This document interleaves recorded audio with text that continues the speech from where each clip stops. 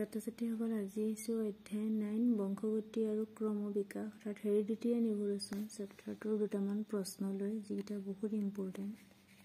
সেই প্ৰশ্ন দুটা হৈছে কুৱেশ্যন নম্বৰ 2 স্বপৰাগযোগ ঘটা উদ্ভিদৰ প্ৰজাতিকৰণৰ বাবে ভৌগোলিকভাৱে পৃথকীকৰণ হৈ থকা অৱস্থাটো প্ৰধান কাৰক হ'ব পাৰেনে, আৰু যদি পাৰে কিয় পাৰে, আৰু যদি নোৱাৰে কিয় নোৱাৰে।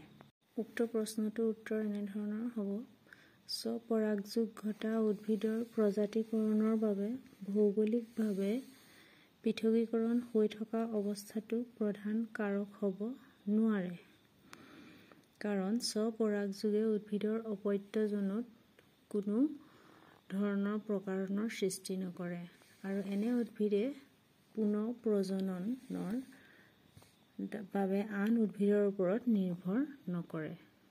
ক্ৰমবিকাশ চেপ্টাৰ আন এটা বহুত ইম্পৰ্টেণ্ট প্ৰশ্ন হৈছে ক্ৰমবিকাশ আৰু শ্ৰেণী বিভাজনৰ মাজত পাৰ্থক্য লিখা। ইয়াত দুটা পাৰ্থক্য লিখা হৈছে।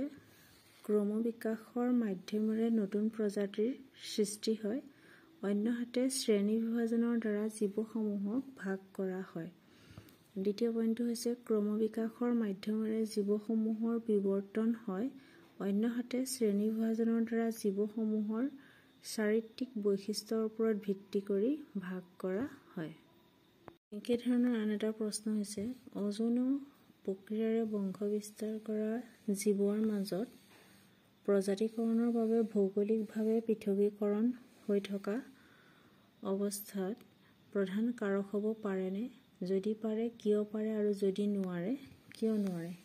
উক্ত প্ৰশ্নটোৰ আনচাৰ হ'ব অযৌন প্ৰক্ৰিয়াৰে বংশবিস্তাৰ কৰা জীৱৰ মাজত প্ৰজাতিকৰণৰ বাবে ভৌগোলিকভাৱে পৃথকীকৰণ হৈ থকা অৱস্থাটো প্ৰধান কাৰক হ'ব নোৱাৰে, কাৰণ অযৌন প্ৰজনন প্ৰক্ৰিয়াৰে বংশবিস্তাৰ কৰা জীৱ আন জীৱৰ ওপৰত নিৰ্ভৰ নকৰে, কাৰণ এই প্ৰক্ৰিয়াত দুটা স্বতন্ত্ৰ জনৰ আৱশ্যকতা নাথাকে।